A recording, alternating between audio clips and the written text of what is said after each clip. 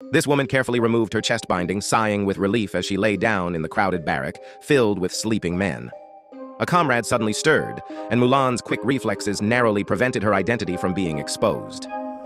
Maintaining her disguise was a constant battle. Mulan was the last to sleep and first to rise.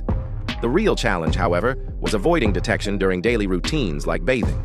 Her comrades' bare-chested antics often made her exclaim, "My eyes!" To avert suspicion, she consistently volunteered for night watch, escaping the communal baths. The rigorous training pushed Mulan to her limits. She persevered through grueling exercises, carrying heavy water buckets up treacherous mountainsides, while others cried from exhaustion or secretly emptied their loads. Day by day, Mulan's strength grew, and she gradually earned the respect of her fellow soldiers. One day, the general summoned Mulan. He revealed that he knew she was deliberately hiding her true abilities, explaining that every warrior has secrets, but a true warrior possesses an indomitable spirit. Mulan was deeply moved by his words, especially when he even offered his daughter's hand in marriage. She resolved to stop concealing her true power. From then on, Mulan led the charge in every challenge, her newfound prowess astonishing her comrades. Reaching the mountaintop for the first time, she gazed at the magnificent landscape and vowed to show the world that women could fight and conquer. Soon, the Rouran army attacked again. Mulan's unit was among the first to be deployed. That night, Mulan visited the general, ready to confess her identity. But he expressed profound trust in her, speaking of the great expectations he had for her, which silenced her confession.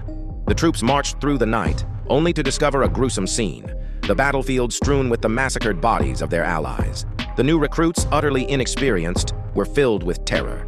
Huddled around a fire, Mulan sensed their despair. She declared that she would protect every single one of them and bring them home safely. "We will protect each other.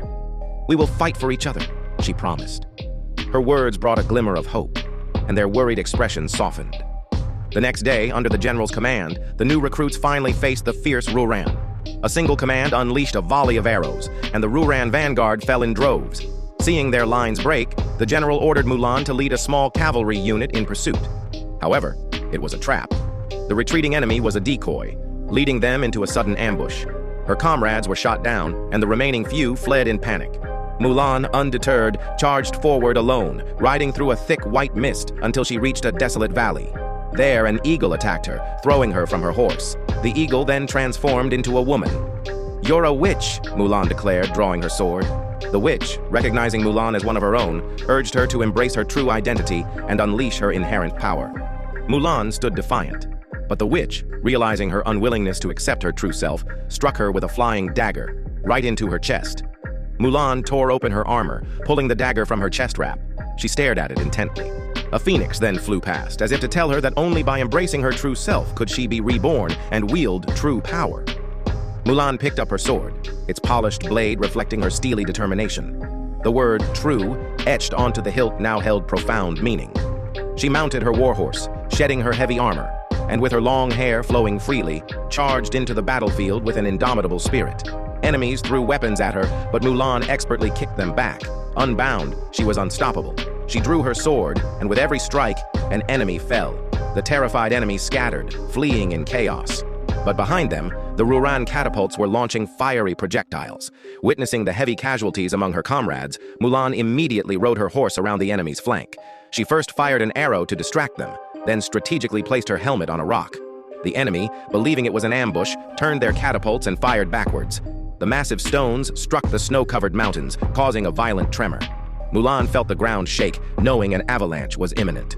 She quickly rode her horse away, leaving the Rouran soldiers to be buried beneath the raging snow. After the war, Mulan confessed her true identity to her astonished comrades. The general, however, accused her of shaming her family. Yet, recognizing her immense contributions, he merely expelled her from the army, sparing her further punishment. Later, Mulan sat alone on the mountaintop, weeping. Suddenly, the witch appeared. She revealed her past, sharing that she too was once a powerful female warrior, but was shunned and persecuted because of her gender. As her power grew, so did the oppression, forcing her to defect and become a villain. She now urged Mulan to join her. The witch revealed that the Rouran had already stormed the imperial palace, and the emperor was at their mercy. Hearing this, Mulan immediately refused the witch's offer and rode back towards the imperial army. That night, she reported the impending attack to the general. Skeptical at first, he eventually believed her after her comrades vouched for her. The general then decided to let Mulan lead a rescue mission to the palace. Upon reaching the imperial city, they found it eerily deserted. It was an ambush. The Rouran soldiers burst forth from hiding. Fortunately, Mulan's comrades were no longer raw recruits.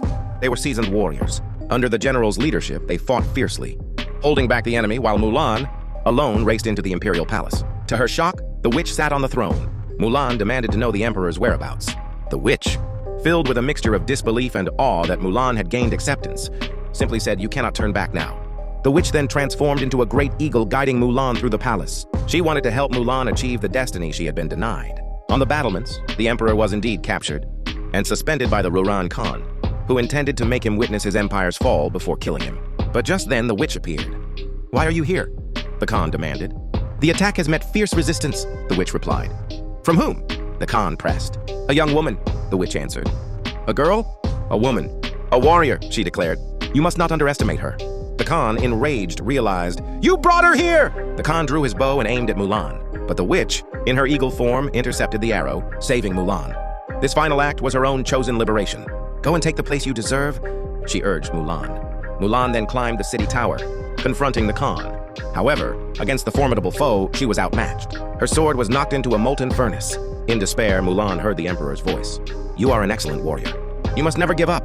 Mulan stood up, and a magnificent phoenix, a symbol of rebirth and destiny, appeared behind her, spreading its fiery wings. She charged again, knowing close combat was futile. She grabbed a wooden pillar wrapped in rope, and the Khan followed. As they fought on the makeshift scaffolding, Mulan seized an opportunity, kicked the Khan away, and snatched his sword. With a powerful strike, she cut the rope. The Khan plummeted to his death. Mulan swung back on the rope, then quickly untied the emperor. But the Khan, with his dying breath, drew one last arrow and aimed it at the emperor. Mulan, seeing this, delivered a decisive flying kick, intercepting the arrow and ending the Khan's reign. With the Khan dead, the Rouran army was defeated. Fireworks lit up the imperial city, celebrating victory.